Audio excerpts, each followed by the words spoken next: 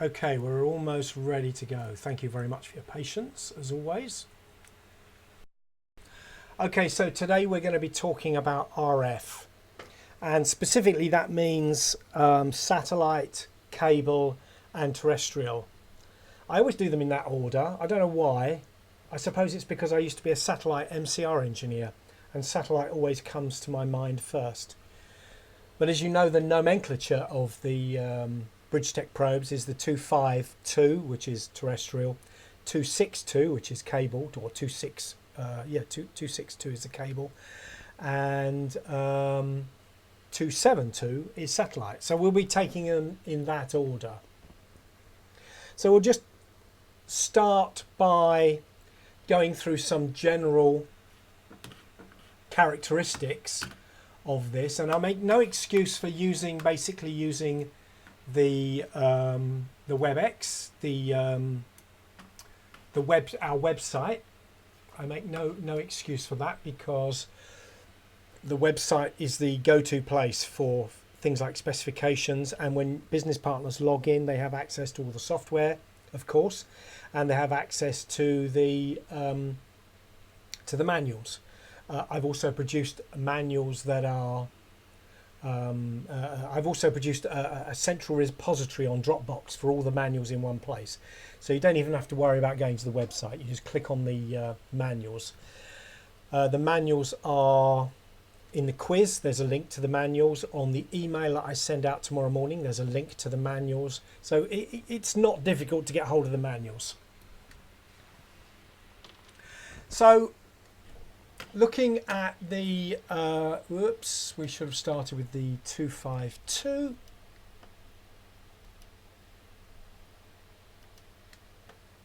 So let's just go to the 252. I'm going to go through these very quickly, simply because this information is on the website, so I don't intend to stop and talk about this sort of thing. It's really as a reminder mainly that this information is available.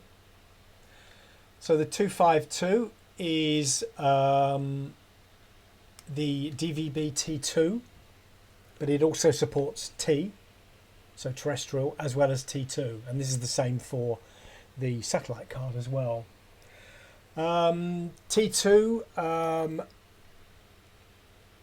there's a whole host of features that we'll be looking at T2, and we'll be looking at that when we look at the GUI itself.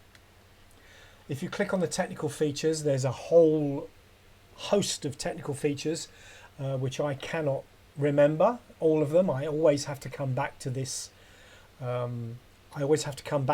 Particular page, because it gives me, if anyone asks me, can an RF card do this, then this is the place I always go to. So when your customers ask you, then this is the place to go. And of course you can direct the customers here as well.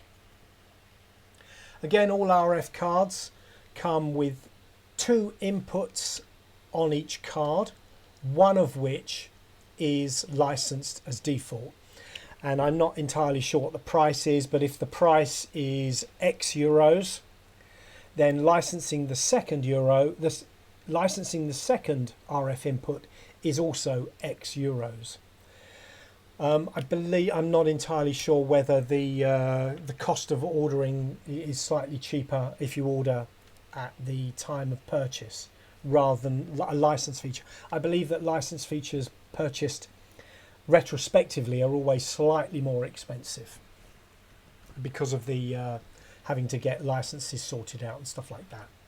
So I'm not going to go through this.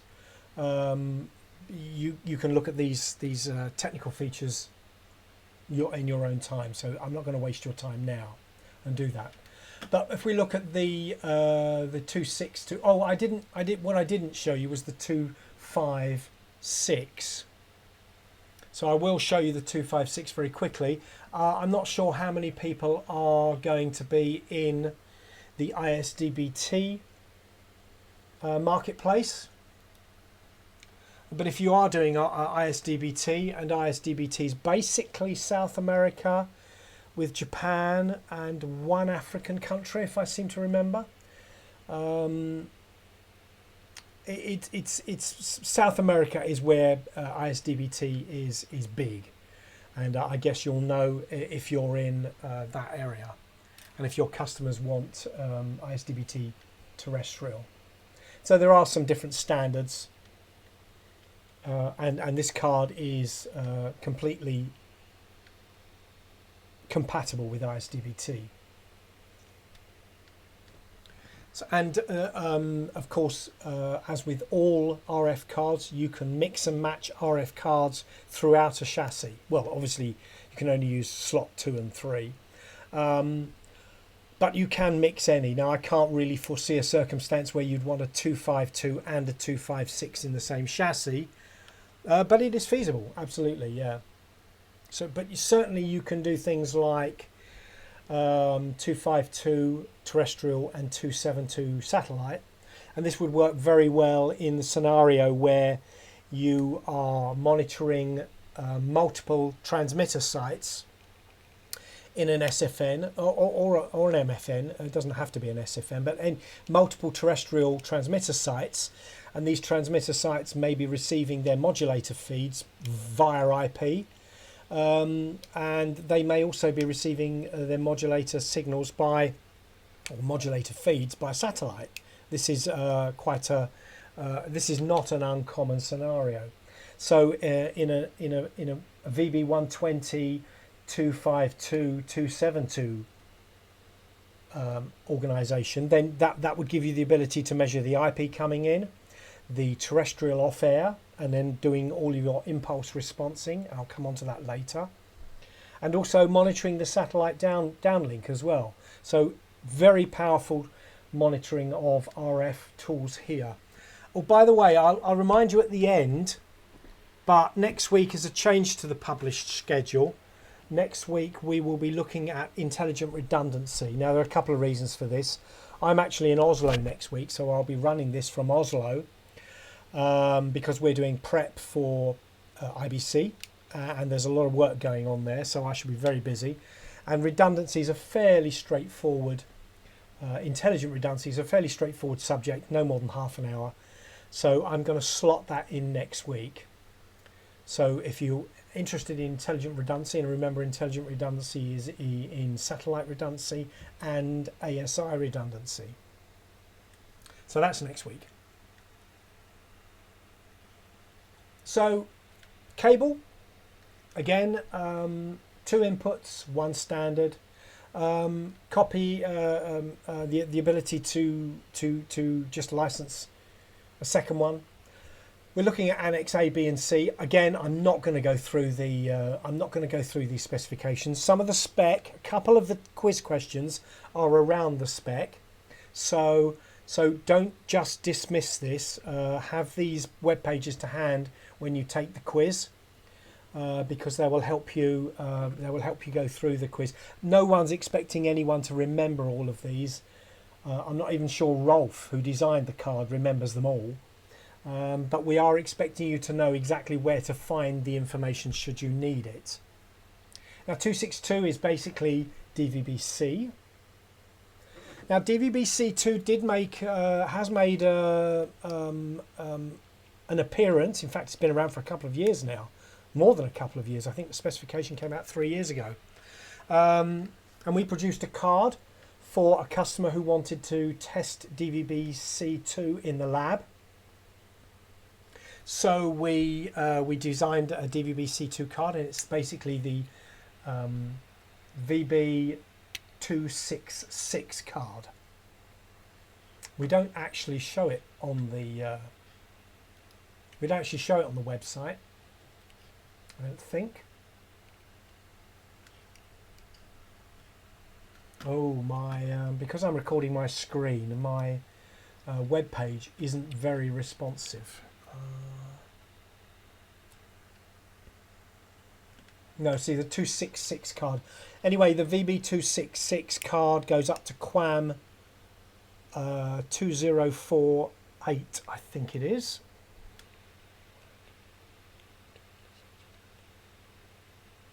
$1024 2048. Yeah, 2048 QAM.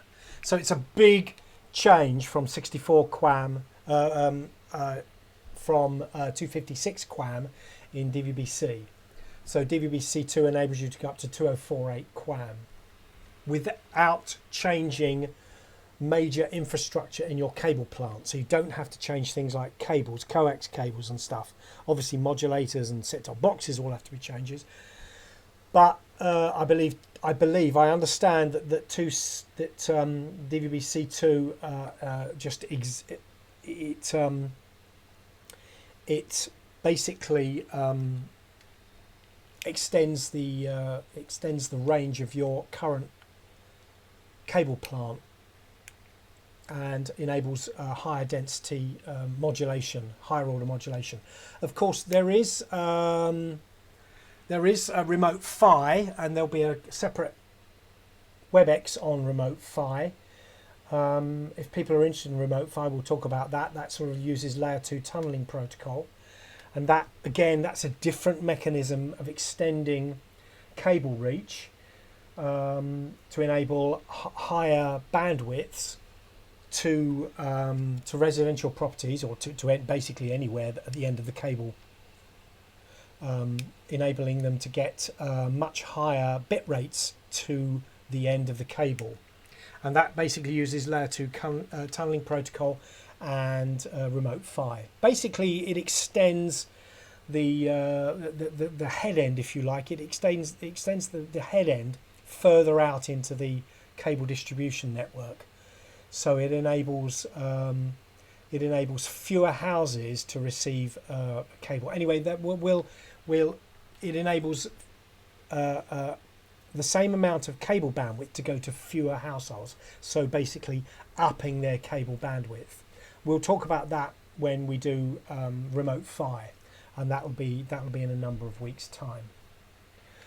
So of course the last cable is VB272, which is our DVB-S, DVB-S2, and again, I'm not going to talk about it too much. There it is. There's a whole raft of specifications that T2 deals with, things like gold codes, root codes. I'm only saying that because I'm reading them. So there's a whole host of capabilities for the 272. Now it's quite important to remember, and I'll show you this in a bit more detail later. It's quite important to remember that we monitor quite a lot more parameters in satellite than we do with cable or terrestrial. Nevertheless, having said that, there aren't so many. There are not all of these parameters are alarmed. They're all available. I think currently they're all available via the external integration interface, but they're not all generating probe alarms. We'll come to that when we look at the probes themselves. So remember that we are looking at the Bridge Technologies website, bridgetech.tv, and all of this data is available to anyone. Okay. So we'll go back to a probe now. We'll come look at what we're actually looking at. So we're looking at 252. Now, to some extent, terrestrial is one of the more complex of the modulation schemes that we monitor. Terrestrial has gone up to T2, as everyone knows. Things like single frequency networks increase the complexity of terrestrial installations, and they are probably the most complex of distribution methods that there is, in RF terms particularly. So there are a number of tools which are unique to the VB252. So here we have a VB220, and remember the VB220 or the VB120 can be used as a controller card, and then the other two slots, slot 2 and slot 3, are then free to fill in any interface module that you like, any mix and match. Here we happen to have VB252s. And I can tell by looking at the tabs up here, we've got COFDM1, COFDM2, 3 and 4. That straight away tells me that all 4 of these F-type connectors are licensed. And if we look down, we can see COFDM1 is green, so that indicates it's actually not error free. I'll tell you that for free in a minute. COFDM2 has errors, at least 1, 3, and 4 is not being used. So 4 is grey, and it's the same with all grey bulbs. It's not configured. So let's have a look at COFDM1 by clicking on the tab. Now the first thing you're probably going to notice is that dreadful constellation diagram. Absolutely abysmal. And we're seeing basically it just looks like noise. And if we look at the pre-VTB bit error rate and the Reed-Solomon bit error rate, you can see they're all down. I mean, they're down in the basement there with 10 to the minus 2. So we are getting continuous errors on this. So and I talked to Randy, actually. You probably know Randy. I talked to Randy earlier and tried to find out why this is. And there's some problem with the terrestrial reception in the Oslo HQ. Not sure why. Didn't always used to be like that, but it is now. However, we do seem to have some synchron. We do seem to have a TS sync, or rather RF sync. So we are managing to get something, but I think we'll find that there's a lot of errors on this. Notice also while we're here that we're getting 1 PPS input lock. So we do not have 1 PPS, which is basically GPS. So we don't have GPS time signaling. If we go back quickly to the main, if I just go back to the main display,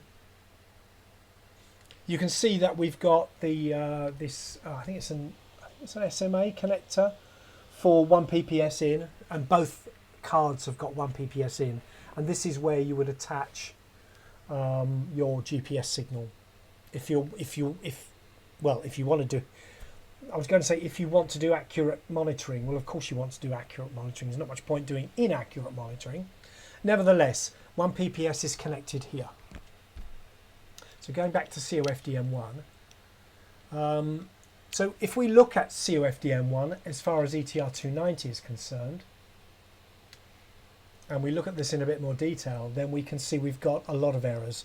So we're getting, well, as we saw, the bit error rates are both giving us errors. Our modulation error rate and our signal to noise ratio. Unsurprisingly, if we happen to look at our signal to noise ratio, so we're seeing minus 14. And we should be seeing we're seeing 14, we should be seeing 20. So this gives you an indication of how rubbish this signal is. Nevertheless, we can still use this to carry on and explain how this works. So going back to COFDM, I'm going to come back to something called T2MI in a moment, but just for now we're going to be looking at the tuning setup. So this is the same for all RF cards. All RF interfaces work in exactly the same way. Having said that, there are slight differences, and I will come to those as we come, but effectively they work by having the ability to configure up to 50 RF channels. So in this particular case, we're looking at terrestrial multiplexes, and so we've got frequency and we've got channel spacing, and of course we are looking at the system, which is DVB-T in all of these cases, and the thresholds. Now PLP, physical layer pipe, we'll come to that when we look at T2MI. So basically we've only got one of these enabled over on the right hand side. You can see the rest are disabled, so we're only tuning to one of those.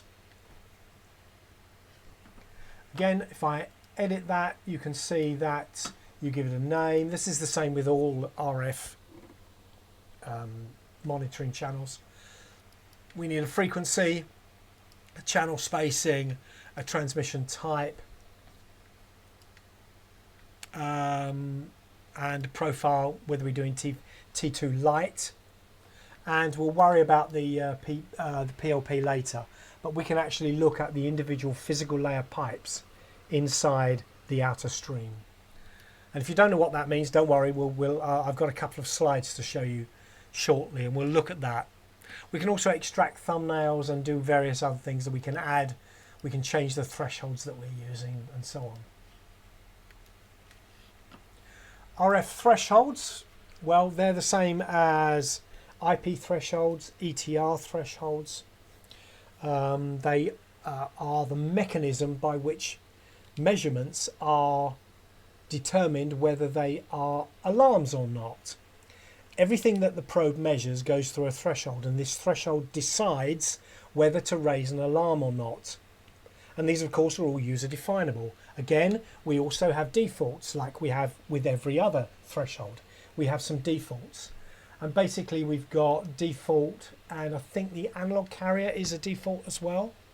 And you cannot, as with all default thresholds, you cannot edit these. Let's just look at one and see how they work. Again, a name, and so we're looking at things like the bit error rates and the modulation error rate, signal to noise ratio. So these are added by the user in order to fine tune the monitoring of these DVB. Now I'll come back to impulse response later, because this is a different subject. Well, it's not a different subject, but it's in addition to the RF. So we'll look at that in a minute when we've actually looked at how impulses work. Impulse response is a graph, and we'll explain that in a bit more detail later. And then we have RF overview. So the RF overview is again the same on all satellite, cable and terrestrial. It basically gives me a measurement, rather not a measurement, a table that indicates the last measurement on every channel that I'm testing. Now this one, the terrestrial, has only got one channel enabled, so there's only one measurement. I think maybe I don't know if we have any others. No. No, well, when we look at the cable and satellite, we'll see this in a bit more detail. I want to talk about impulse response and single frequency network monitoring very briefly. Again, it's not going to be an in-depth. It's not going to be an in-depth look. It's only quick 5 or 10 minutes. Okay, so in a single frequency network, you have multiple transmitters.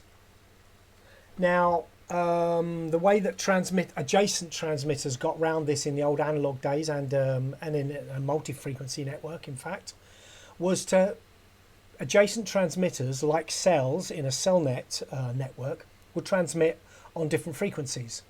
So things like ghosting and signal boosting and things like that wouldn't happen in these fringe areas where people who lived in these Venn diagram areas could pick up one or more transmitters. So SFN networking for terrestrial was implemented or designed to enable all the transmitters to transmit on the same frequency. However, that required extremely accurate timing. So the modulators had to be sending, you know, if you imagine the crests and the waves of a modulated RF signal, those crests and waves had to be identical. And this, of course, needed to take into account things like propagation delay and stuff like that. So single frequency networks required very accurate timing, which is where the 1 PPS comes in. Or one of the reasons for 1 PPS. So 1 PPS enables all of the transmitters to be synchronized to the same time source. NTP is just not good enough for this.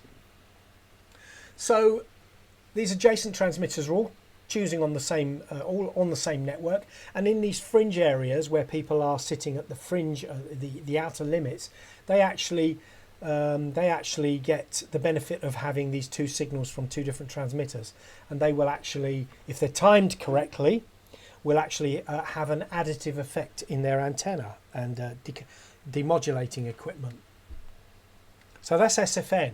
So this requires some more tools.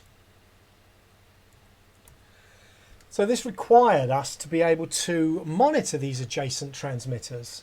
So we need to be able to see how these adjacent transmitters are receiving. If one of these adjacent transmitters starts to loses its GPS lock for whatever reason, there could be a number of reasons why one PPS gets lost, then what will happen is inevitably this transmitter will sort of resolve back to a crystal or some other timing mechanism, which will eventually drift with respect to the other transmitters in the SFN. So it would be really good if we could monitor these adjacent transmitters and see whether they are getting signal drift, frequency drift. And while we're at it, why not measure their power? Why not measure the minimum maximum power? So we can tell whether anything else has gone wrong with adjacent transmitters. And we could cause them alarms. So basically, we give these, we call them impulse 1, impulse 2. Nevertheless, you could, if you wanted to, change those names. It could be the name of an adjacent transmitter. And then you enable it. And you give time min, time max. And these are... the time equates to the frequency drift because it's down to the propagation delay. So if that changes, then the propagation delay changes, then the time is drifting. And power maximum, power minimum. Now with these 4 values, we can draw a box. We can draw a box and we can monitor the edges of this box and see how they change if the signal moves in this box. Oh, by the way, the impulse detection limit, minus 45 dB, that's basically the noise floor. So you set the noise floor, and anything below that noise floor is not detected, and no alarms are raised or anything. So this is how it works. So right in the middle at 0, of course, you have the main transmitter, the transmitter that we're monitoring. This VB252 is actually connected to this, well, not connected, but it's actually sited where this transmitter is. And over here, where the green box is, you can see we have another transmitter. The power's a lot lower because it's further away, and using time we can determine how far away it is. Now you can see this green box that we've drawn, and this green box, the left and the right sides of the box indicate the time or the frequency drift, and the top and bottom areas of the box or edges of the box indicate the power. So if something to go catastrophically wrong and it went off the air, then it dropped below the green, then the edge of the green box, then that would generate a low power. If it suddenly went up, that would generate a high power warning, and time plus or minus. Interestingly, the bottom of the green box is below the noise floor at minus 45 dB. That's not probably where you'd put it. Now, there's another little spike, very adjacent, very close in time, and therefore geographically quite close. There's a little spike which just peaks above the noise floor, about minus 43 dB. And you can see the green line on it. Now, what that probably is that's probably a reflection from a large building nearby. So this is another useful feature. I can be looking at the signal levels that are actually being reflected from large structures nearby, and I can use the mouse to actually read off the power level. And you can see I've moved the mouse to this particular spike or peak, and it's measuring minus 42.7 dB, and it's yeah. So these are the impulses. So you can basically monitor up to 10 different impulses. And of course then with DVB, so you could actually just monitor one central transmitter and use that to measure and monitor multiple transmitters around. You wouldn't necessarily have to put a DVB, a VB252 card probe in every single modulator, in every single transmitter site. You could actually use this to measure multiple sites at the same time. Of course, it would be great if a terrestrial probe went into every single transmitter site, and you know, some installations have got hundreds of transmitter sites. It's not unusual to have hundreds. Great if we can sell one for every site, but this is one way of sort of moderating that cost slightly.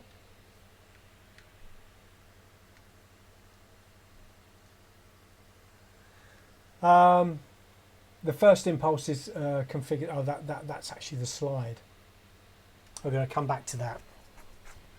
So one of the things that is necessary for SFN to work, or one of the things that is used to ensure it works properly, is what's called T2MI. T2MI is T2 for DVB-T2, a media interface. I've also heard it called management interface as well. But it's a stream format for sending streams from a master head end. So basically we have what's called a T2 gateway, and the gateway sits in behind, or rather downstream of the modulator or modulators, and I'll explain why modulators in a moment. But it basically encapsulates all of the streams that are coming out of the modulators into one great big fat stream called an outer stream. And also included in the outer stream included is all of the scheduling information, frequency information, time, on all of that information that is used by the remote modulators to then construct a modulated RF output or IF output, and then that goes to the high power amplifiers, etc., etc. But this is all done centrally, so there's no discrepancy, there's no difference in the way that remote modulators behave, because they're all configured centrally. This is really important. So it just says there, each modulator in the network can unambiguously create an identical on-air signal, and that is imperative for an SFN network. And it supports these so-called physical layer pipes, multiple physical layer pipes, and it can carry any data that you like. And in fact, this is this is how it's cited. So we have the multiplexer, and then sorry, I did say modulator. I didn't mean a modulator. I meant a multiplexer. The DVB-T2 gateway sits in the master head end, if you like, and then that can be transmitted to regional transmitters in multiple different ways. Often IP, sometimes they're too remote, and so satellite is the mechanism to actually keep these. Now if you imagine you're sending IP, which is bursty, and you're sending satellite, which is not bursty but may have different propagation delays. So it is really important that these different modulators at these different transmitter sites are all locked together, and this is what the T2MI signal does.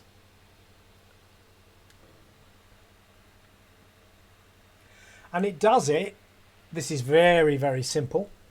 There's a lot on T2MI if you want to go and have a look at in the DVB website. But basically the outer stream is, to the probe, it appears like private data. It's one PID. And it's, so if you've got like, say you've got a 36 megabit transport stream, then about 34 megabits of it is taken up by one PID, private data.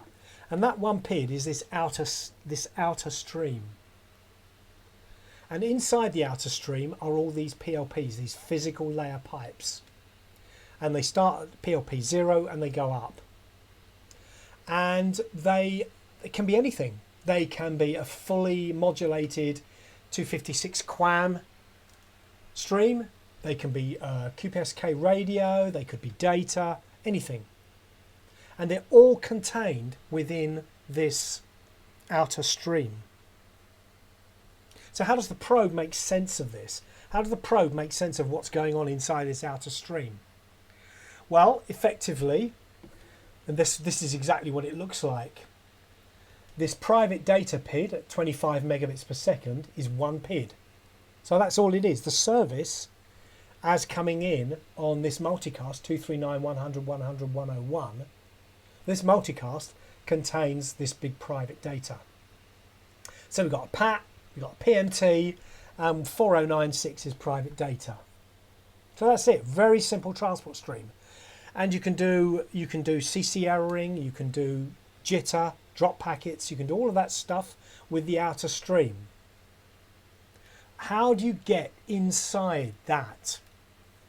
Well, you basically add another TS. You go to the T2MI tab on a multicast, so you add another multicast, and it will give you another multicast address, which is completely meaningless. It just has to give it a multicast address.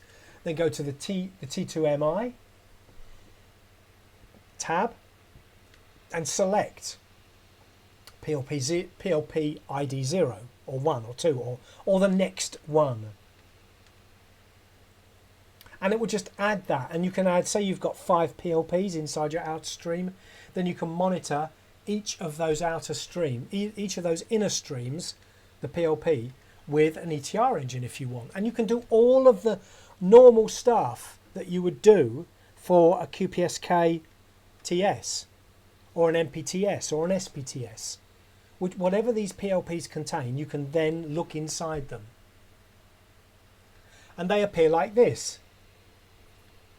The outer stream, and then inner 0, inner 1, inner 2, inner 3, inner N. So you can do all of this testing on all of the inner streams as well as the outer streams as well. And you get individual errors. So it's a really, really powerful tool.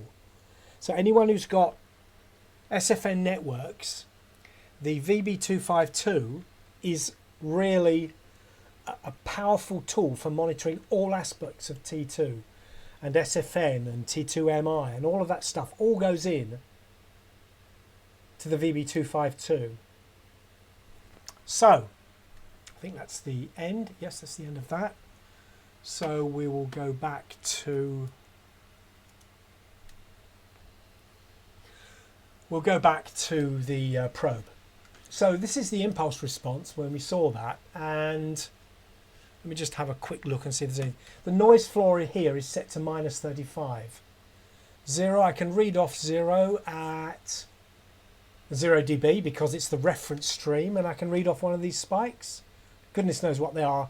I mean, it's such a poor signal. It's going to be something there, I don't know, -38 dB. 79, well, 80 microseconds away. So you could actually work out where this was. Geographically, you could work out in a circle where the radius of this circle. If I go to the RF thresholds very quickly and just show you TX5, so I can give these impulses some meaningful name. Okay, let's look at where are we? We need to look at the QAM probe. So this particular probe, 120, sitting there in slot 1 with a VB262 with an error on one of the QAM channels and the other QAM channel not configured, and an empty slot 3. Let's have a look and see what's going on. Just noise. This is going to be a bit... The problem we've got, guys, is that we're doing a lot of prep for IBC. Probes are getting reassigned. They're getting disconnected from the demo system, blah, blah, blah. Well, that's my excuse and I'm sticking to it. As with all of the RF cards, you've got tuning information down here, and all of the RF cards are the same. So we're looking at channel 273 meg. 6.9 megasymbols, DVB-C, 256 QAM, blah blah blah. I'm not sure. Let's have a look at the tuning setup and see whether we got anything else. There's nothing else in there. What have we got in QAM 2? Nothing there. That's really disappointing.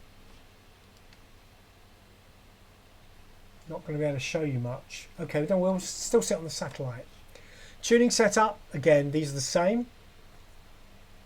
Tuning setup, you add a new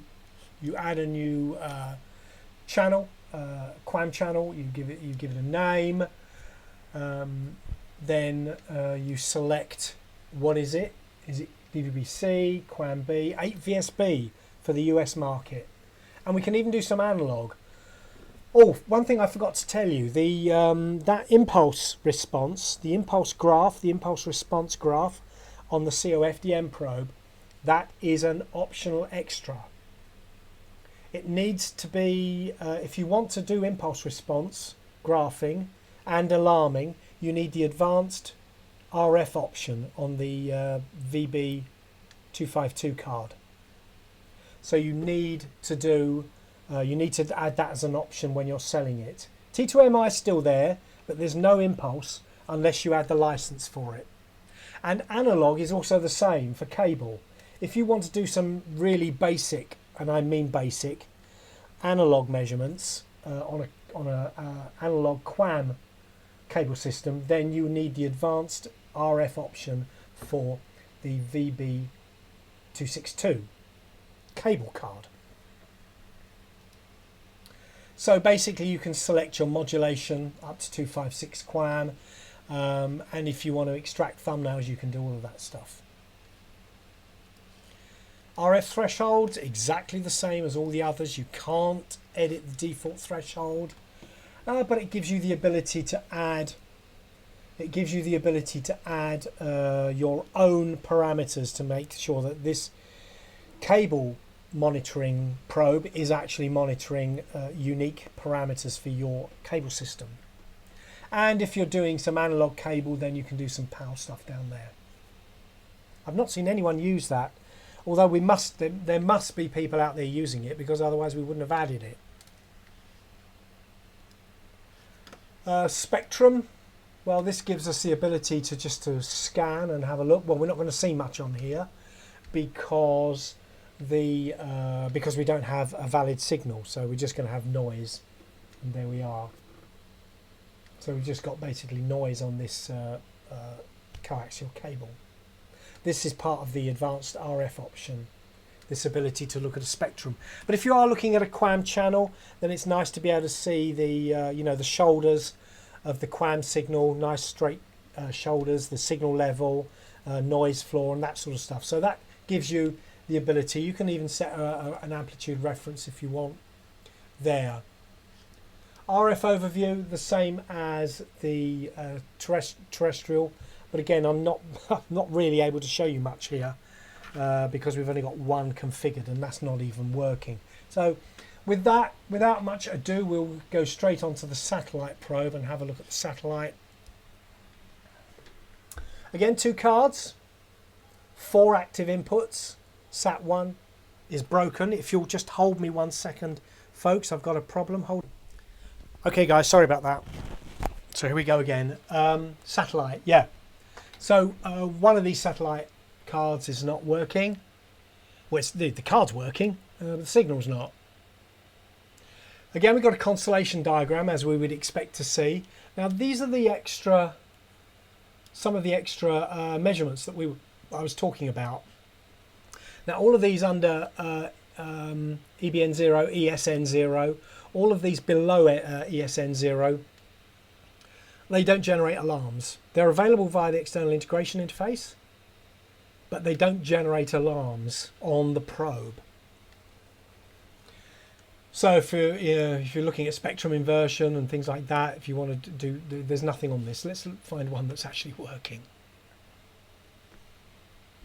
Okay, what are we looking at? DVB-S, DVB-S2. So we're looking at DVB-S2, 8 PSK. Here we have something actually working at long last. Tuning setup, identical. One, so we've only got one in here. So I've got to find an RF card that's got more than one tuning, or it's tuning to more. Ah, right, that's a bit better.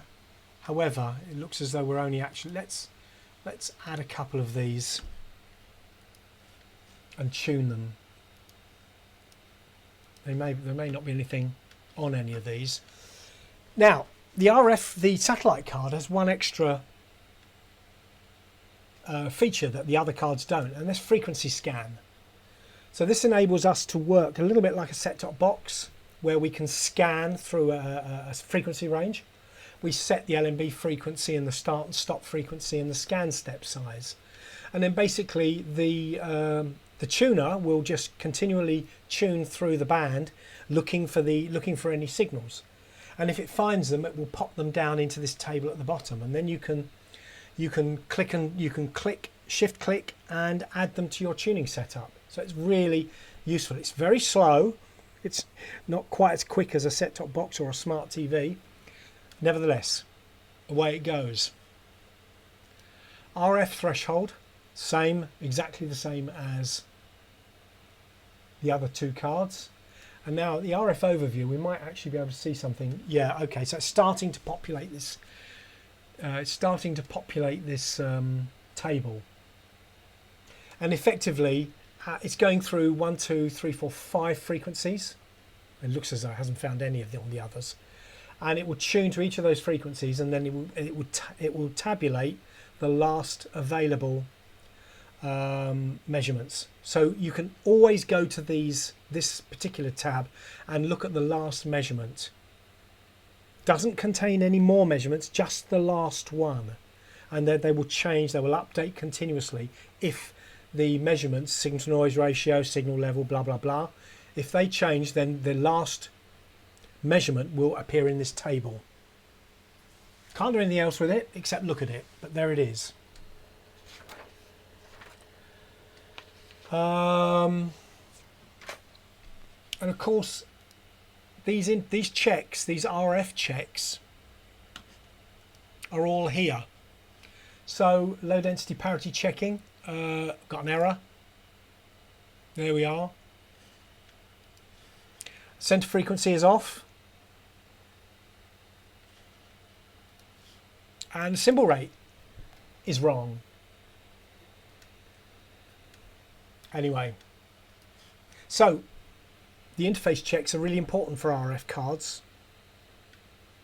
So it's useful to learn how the RF cards work, how they integrate into the ETR 290 testing regime, if you like, the priority 1, priority 2, priority 3 testing, and then the other checks and the interface checks. So combining these 5 checks together gives you a really comprehensive overview of a satellite and the MPEG transport stream inside that. And if you're doing terrestrial, then also T2MI as well. Very comprehensive checks, which is why our RF cards and our RF probes are very well thought of in the marketplace. The tuners are very accurate. The measurements are, well, they're not quite Roden Schwartz level, but they're not far off, let me tell you. They've been tested in independent labs, and we do use top quality tuners in these cards. So you can tell that to your customers. Really, this is the sort of thing that would give you a really good overview of any of your RF signals, which would then point you to a particular satellite receiver or transmitter that might need further checking with something a bit more sophisticated, like indeed perhaps a Roden Schwartz or something like that. So really that concludes this particular session, guys. We've run on for nearly an hour. Remember, next week is intelligent redundancy. So with that, I'm going to say goodbye for now, and I'm going to stop sharing. I'm going to stop recording. So look at the test, watch the video tomorrow, look at the quiz, do the quiz, and see lots of you next week, I hope. Thanks for stopping by.